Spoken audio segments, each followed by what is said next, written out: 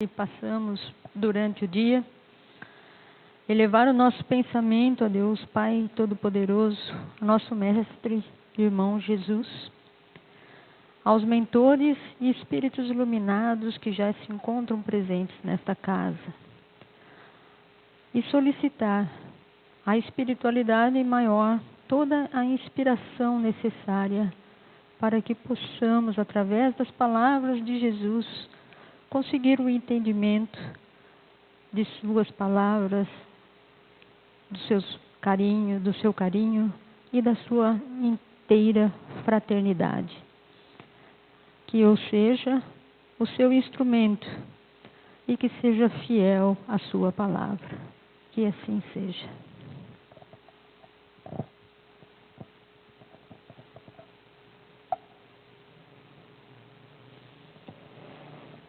Bom, para quem esteve aqui no mês passado, certo? Na segunda quarta-feira do mês, nós começamos esses estudos das parábolas de Jesus. Vão ser no total de mais ou menos 15 ou 16, quer dizer, vocês vão me ver aqui provavelmente toda segunda quarta-feira, e até nós esgotarmos todo esse caminho que nós pretendemos percorrer. A parábola número 1, não é? Falou um pouco do que significa o termo parábolas de Jesus, não é? O que foi que ele pretendia quando ele começou as suas conversas com todos aqueles que estavam com ele, para poder deixar os seus ensinamentos. Na acepção geral do termo, parábola é uma narrativa que tem por fim transmitir verdades indispensáveis de serem compreendidas. As parábolas dos evangelhos são alegorias que contêm preceitos de moral. Elas estão lá escondidos, né? Os preceitos morais, eles se escondem nas histórias contadas por Jesus naquela época. O emprego contínuo que durante seu ministério Jesus fez das parábolas tinha por fim esclarecer melhor seus ensinos, mediante comparações do que pretendia dizer com o que ocorre na vida comum e com os interesses terrenos. Naquela época não havia doutrinação, né? Não havia a palavra da espiritualidade, então Jesus precisava pegar as situações corriqueiras e transformá-las de forma que ele passasse seus ensinamentos dentro dessas parábolas. Sugeria assim o mestre figuras e quadros das ocorrências cotidianas para facilitar mais aos seus discípulos, não é? Ele queria que o entendimento fosse simples. Por esse método comparativo, a compreensão das coisas espirituais. Aos que o ouviam ansiosamente, procurando compreender seus discursos, a parábola se tornava um excelente meio elucidativo dos temas e das dissertações do grande pregador. Mas os que não buscavam na parábola a figura que compara a alegoria que representa a ideia espiritual e se prendiam à forma, desprezando o fundo, para esses a doutrina nem sequer aparecia, mas conservava-se oculta, como a nós dentro da casca. Na parábola anterior, nós mostramos essa figura, certo? E eu vou explicar um pouquinho melhor, porque foi tão rápido que muita gente chegou para mim e falou assim, no começo estava meio confuso. Então, hoje eu vou tentar, na segunda vez, elucidar um pouquinho mais o nosso entendimento. Aqui nós temos a nossa chegada à Terra, não é? Com a nossa bagagem moral, não é? A nossa bagagem moral que vem aqui, certo? Nós temos sempre dois caminhos a percorrer. Um, que são as más influências. E nós chegamos aqui na Terra todos com uma toxicidade muito grande, porque ainda temos muita coisa para poder consertar. Então, a nossa tendência do caminho das influências, das más influências, é o caminho mais fácil. Enquanto que a do preparo espiritual, ela é um pouco mais difícil.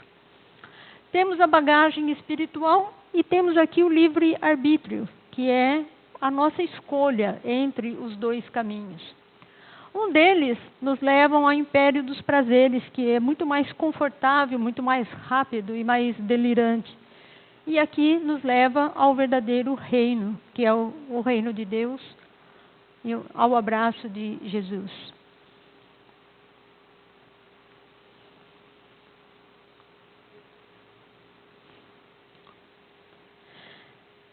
Como eu disse, o livre-arbítrio, ele presta um grande serviço para todos nós.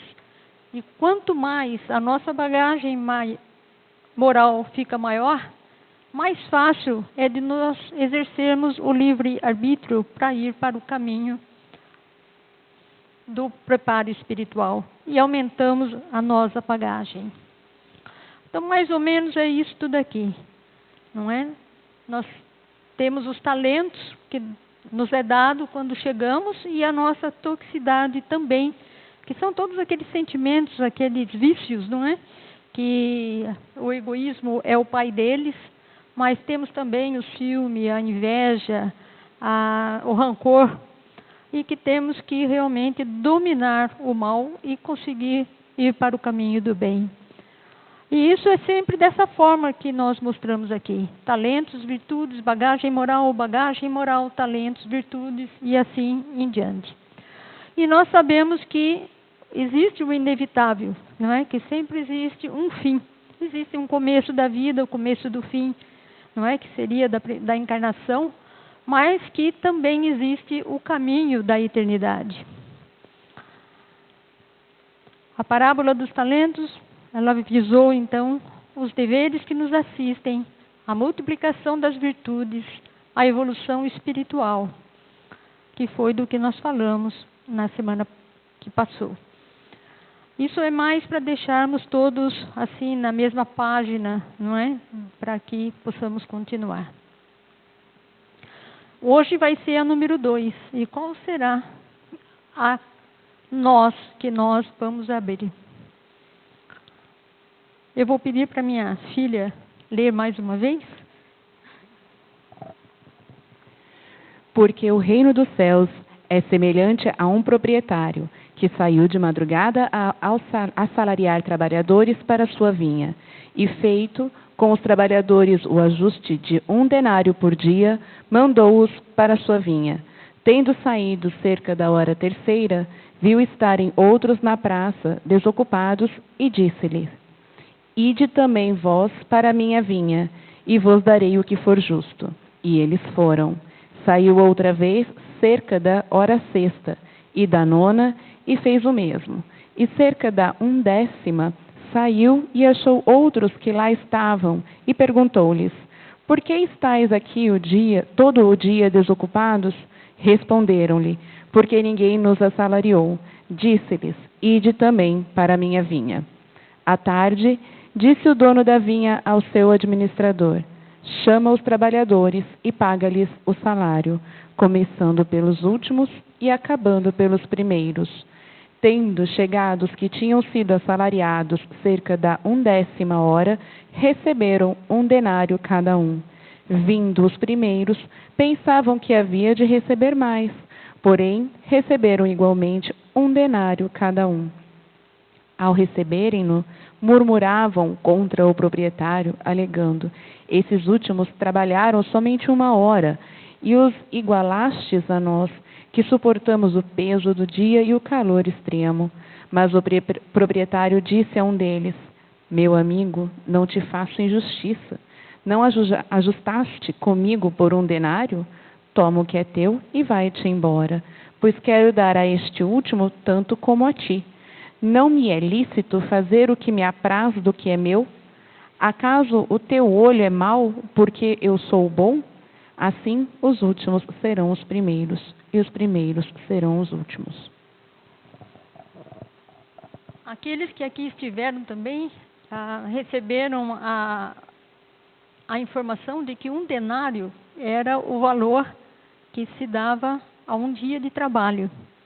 E que 1 talento significava tantos denários quanto a anos de trabalho, certo? pelo menos 20 anos de trabalho pelas contas que nós fizemos aqui. Então, essa é a parábola que nós vamos passar hoje, que seria os trabalhadores da última hora, e eu convido a todos a passear pelas videiras de Jesus. Esse título para essa parábola foi dado por Allan Kardec ao capítulo 20 do Evangelho segundo o Espiritismo. O que poucos talvez tenham notado é que esse é o único capítulo do livro que não possui comentários de Kardec. A transcrição da passagem evangélica da intrigante parábola dos trabalhadores da última hora seguem-se imediatamente as instruções dos Espíritos, em número de 4. As instruções de Constantino, que é um dos Espíritos, não é? De Bordeaux, 1863, serão mencionados nessa interpretação. Das parábolas evangélicas, algumas são de compreensão relativamente fácil. A do bom samaritano, a do semeador, e que o próprio Jesus explicou com certa facilidade aos seus discípulos. Outras, porém, trazem maiores dificuldades, interpretativas consideráveis, exigindo mais meditação e maior familiaridade com o conjunto da doutrina cristã para que um sentido razoável seja alcançado. Dissemos um sentido, porque a riqueza alegórica é tanta que deixa a possibilidade de diversas interpretações.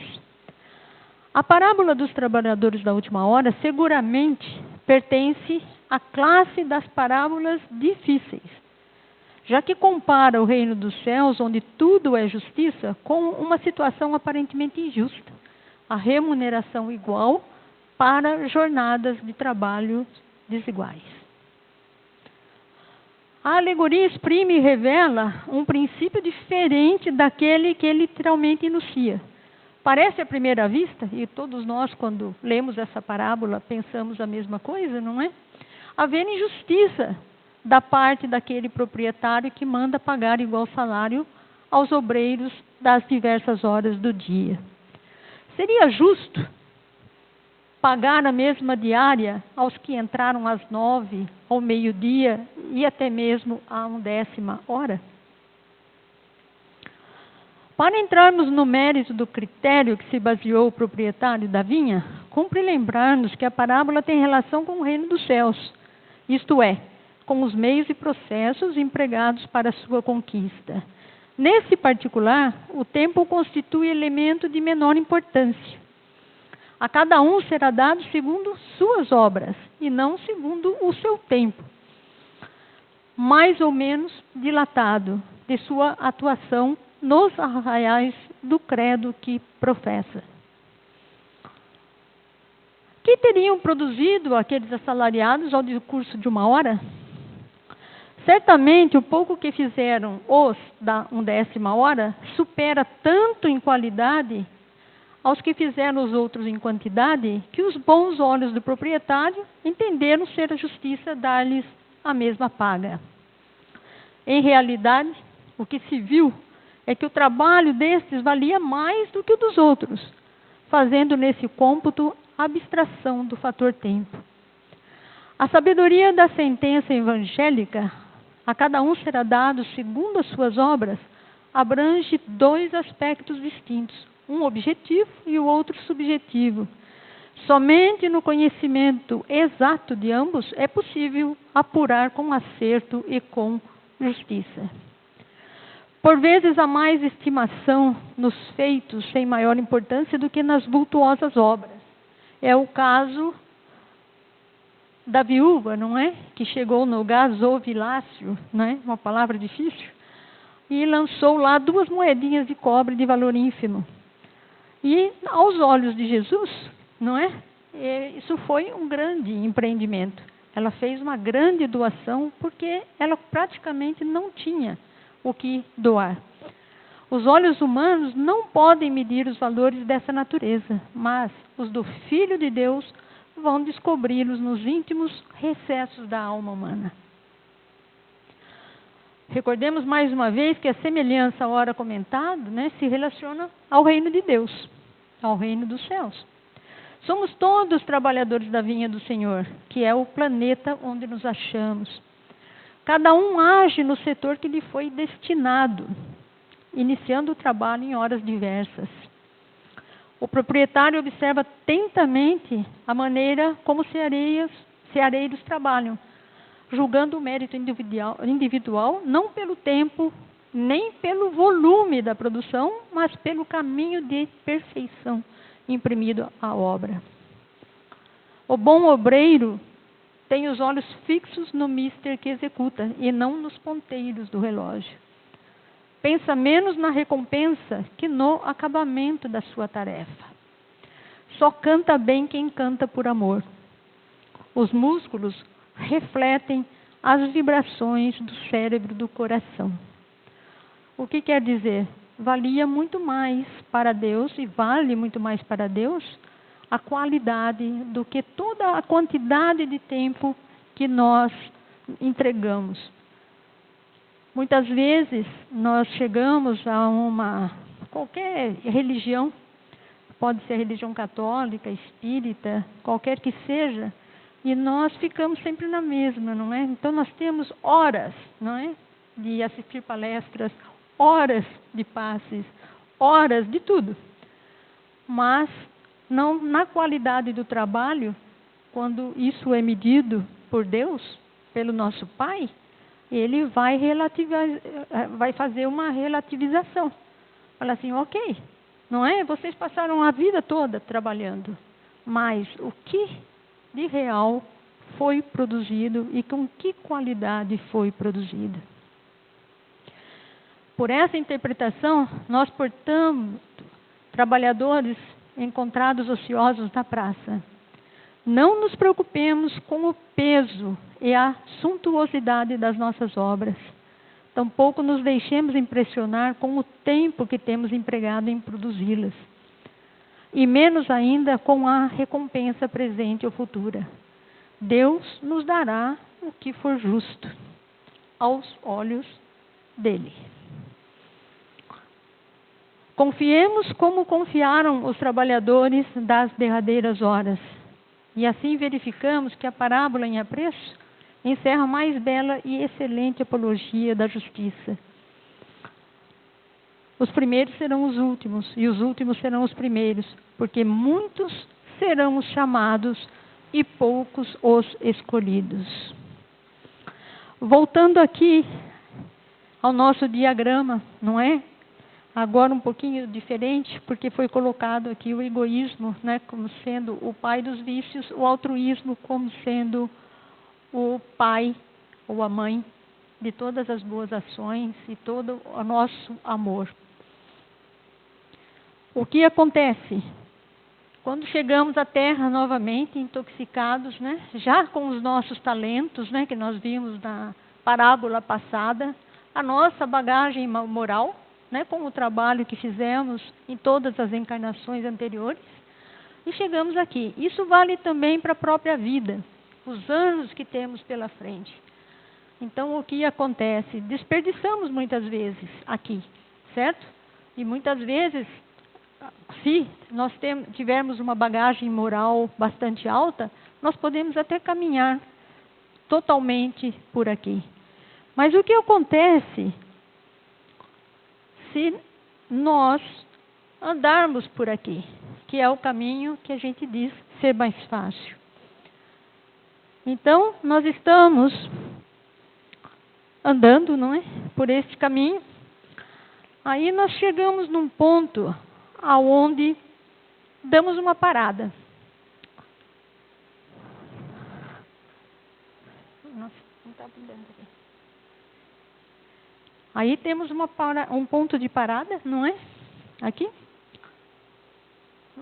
Aonde ou recebemos uma chamada, não é? Ou nós chegamos à conclusão de que nós estamos no caminho errado, por alguma circunstância. Muita gente, quando chega na casa espírita, aqueles que não nasceram em berço espírita, precisam de um chacoalho, né? Alguma coisa que aconteça na sua vida para enxergar Deus, enxergar a religião e muitas vezes enxergar o lado espiritual. E é nessa hora que essa chamada acontece. Então, o que acontece?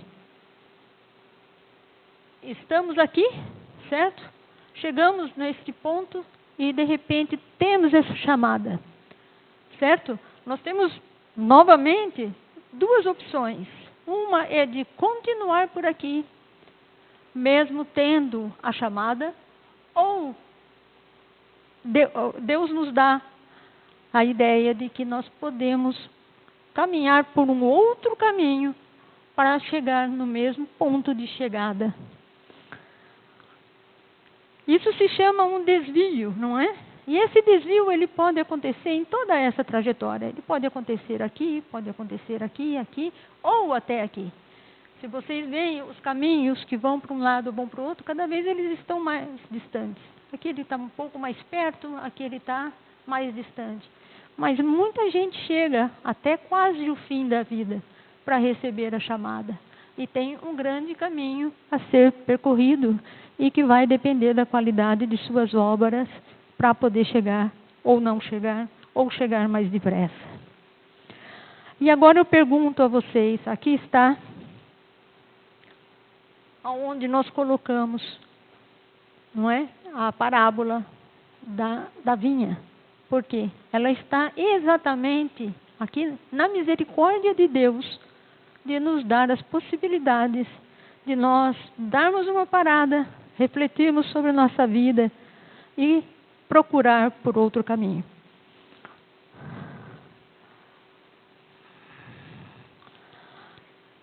Trouxe aqui, vocês sabem quem é este senhor que está aqui representado? Quem sabe, levanta a mão. Saulo, não é? E quem foi Saulo? Saulo é um dos exemplos maiores, não é? Do caminho daquele lado esquerdo que nós mostramos, não é? E de repente, ele no deserto recebe uma chamada. Talvez a maior chamada de todas, não é? Porque Jesus chega até ele e Jesus pergunta: "Que fazes, Saulo?" E convida Saulo a trabalhar na seara do Pai, na seara de Jesus. E Paulo fica naquele ponto de partida, né? O ponto de partida número 2, e pensa e reluta, não é? Fica cego, vai para uma pousada, não é? E reflete, e no fim ele descobre que esse é o verdadeiro caminho. Uma das maiores chamadas que a Bíblia mostra, mas tem muitas outras. E nós recebemos chamadas durante nossas vidas também. Às vezes a perda de um parente próximo, de um filho, ou de alguma coisa desse tipo. Ou mesmo uma própria chamada de dizendo: o que eu faço aqui? E o que eu posso fazer melhor do que eu faço hoje? Aí Deus, não é, nos dá a luz e fala: é por aqui que nós temos que ir. Vamos um pouquinho mais adiante.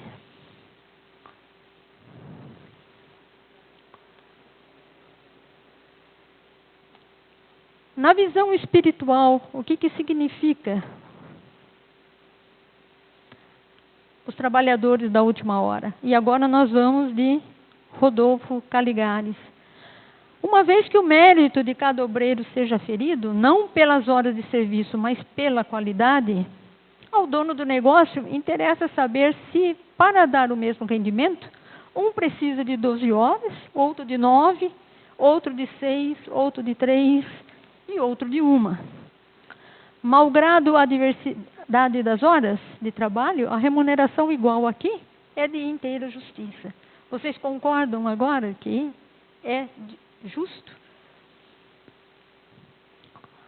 Transportando essa parábola para o campo da espiritualidade, o ensino não se perde.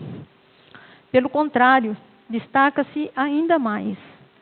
O pai de família é Deus, a vinha somos nós, a humanidade, e o trabalho é a aquisição das virtudes que devem enobrecer nossas almas. voltamos à parábola dos talentos. Jesus sempre faz a ligação de uma parábola na outra, certo? Então, quando nós estamos falando de uma parábola, ela chama outras, certo? Mostrando, olha, aqui eu já ensinei o caminho para vocês, não é? Daqui vamos para cá, vamos andando. Para realizar esse desiderato, uns precisam de menos tempo, outros de mais, conforme cumpram bem ou mal os seus deveres. Essa interessante parábola constitui ainda um cântico de esperança para todos. Por ela, Jesus nos ensina que qualquer tempo é oportuno para cuidarmos do aperfeiçoamento de nossas almas. E quer nos encontremos nos albores da existência, quer estejamos já beirando a velhice, desde que aceitemos com boa disposição o convite para o trabalho, haveremos de fazer jus ao salário divino. É a misericórdia, não é? Nesse texto evangélico, confirma-se ainda de forma velada a doutrina reencarnacionista. Os trabalhadores da primeira hora são os espíritos que contam com o maior número de encarnações. Muitas vezes a gente fala com orgulho, né? Nossa, eu me sinto um espírito velho, eu tenho muito conhecimento, não é? Eu já devo ter vivido séculos e séculos, né? Dezenas de encarnações. Mas será que isso é bom? Não é? Pelo que fala aqui, não é assim tão bom, porque você está gastando todas as suas encarnações, não é? E não está sendo chamado, provavelmente, em todas elas, ou até fora delas, mas não consegue enxergar o caminho correto aonde nós vamos ter as obras de maior qualidade. Os trabalhadores da primeira hora são, então, os espíritos que contam com o maior número de encarnações, mas que não souberam aproveitá-las, perdendo as oportunidades que lhes foram concedidas para se regenerarem e progredirem. Os trabalhadores contratados posteriormente simbolizam os espíritos que foram gerados há menos tempo, com menos encarnações, mas que, fazendo melhor uso do livre arbítrio, caminhando em linha reta, sem aqueles desvios que nós vimos, lograram apenas algumas existências, o progresso que outros tardaram a realizar. Assim se explica porque os primeiros poderão ser os últimos, e os últimos serem os primeiros e ganhar o reino dos céus. Aqui nós temos uma alegoria, simplesmente para mostrar as nossas diversas encarnações, não é? Então, cada vez que chegamos, nós temos todo esse andar aqui. Aí voltamos para a espiritualidade, não é? Fazemos as contas, né? Os nossos talentos que nós conseguimos dobrar. Verificamos como estamos de toxicidade, não é? Na parte das más influências, e caminhamos assim, encarnação atrás de encarnação. E isso pode ser também simplesmente uma vida única, não é? E onde muitos conseguem essa chamada de forma rápida, e sabemos que Deus é justiça e misericórdia, porque Ele nos dá tantas oportunidades quanto forem necessárias, como nós fazemos com os nossos filhos, não é? Esse é um bom exemplo para ser dado, para poder entender. E Ele nos dá a ideia de que Ele pode dar a você uma nova vida, para que possa novamente tentar, não é? E melhorar. Eu tenho uma amiga minha que falava assim, olha, eu quero progresso, não é? Não quero ficar parada. Nem que seja um pouquinho, para que na próxima encarnação eu possa voltar melhor do que eu já fui. Aqui está, então, espero que nós tenhamos aberto a nós, não é? Dessa parábola. E essa é uma ideia muito interessante do que é a reencarnação, certo? Que o Malaquias não é? Olha, eu fui um guerreiro, um príncipe, né? Guerreiro, poderoso, um rei que dominava o mundo. Que pena, meu filho, mas Deus é misericordioso. De agora em diante, né? Daqui para frente, tudo vai ser bem melhor, viu? Quer dizer que, na realidade, não adianta nascer um rei, né? Nós temos que ser humilde o suficiente em qualquer tipo de encarnação para poder realmente evoluir. Uma pergunta que sobra, não é? Que muita gente pergunta: seriam os espíritas os obreiros da última hora? Eu acho que nós ouvimos muitas vezes isso, não é? De que nós temos o conhecimento, nós acreditamos em Deus, acreditamos na reencarnação, acreditamos no bem. Então nós temos todas as chaves. Seríamos os espíritas, os obreiros da última hora? Esse os que foi colocado aqui é uma representatividade, porque muita gente fala isso. Os espíritas são os obreiros da última hora. E o que nos é dado é de que nós não somos os obreiros da última hora, porque isso seria até um ufanismo da nossa parte. Quer dizer que só nós somos? Não. Nas instruções de Constantino, olha o que ele fala: bons espíritas, meus bem-amados, sois todos vós obreiros da última hora. Todos vós viestes quando fostes chamados.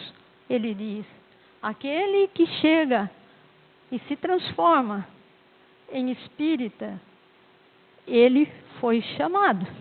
Um pouco mais cedo, um pouco mais tarde, para a encarnação da qual carregais os grilhões. Mas desde quantos séculos e séculos o Senhor vos chamou para a sua vinha, sem que tivesseis querido nela entrar?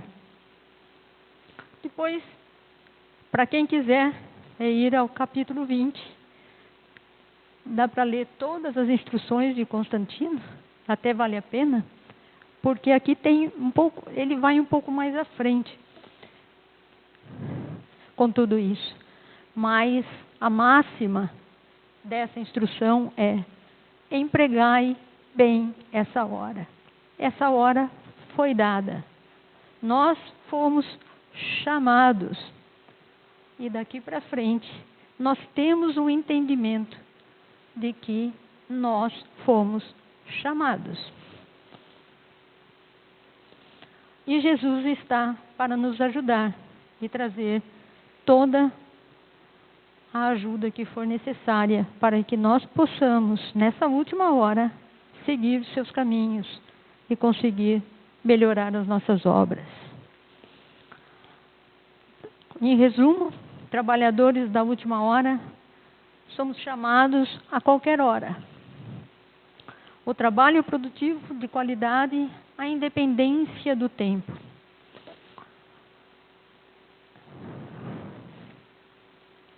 E Deus nos dará o que for justo. Aqui está toda a bibliografia que foi utilizada para essa apresentação. As imagens foram tiradas da web.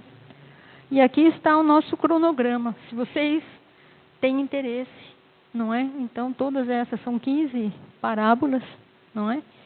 E nós estamos na segunda, certo? A próxima será Rico e Lázaro, no dia 14/11 e assim por diante. Todos estão convidados.